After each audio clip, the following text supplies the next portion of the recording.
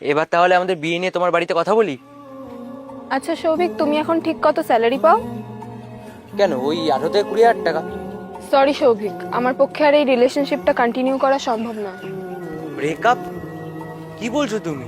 আর আমরা তো দুজনে সেটেল হয়ে গেছি এখন। সেটেল হওয়াই সবকিছু হয় না। তোমাকে আমি এখন কি করে বোঝাই, যে কোনো মেয়ে ছোটবেলার পর একটা ভালো লাইফ কাটাতে চায়।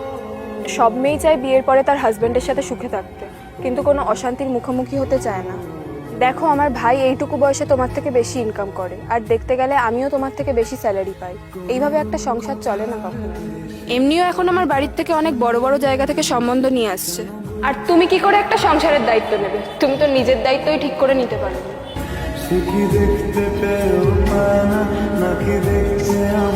এখন ওকে আমি কি করে বোঝাই? ওকে বিয়ে করলে আমার বাবা বলেছে আমার বাবার মরা মুখ দেখতে হবে। বোঝে না, সে বোঝে না।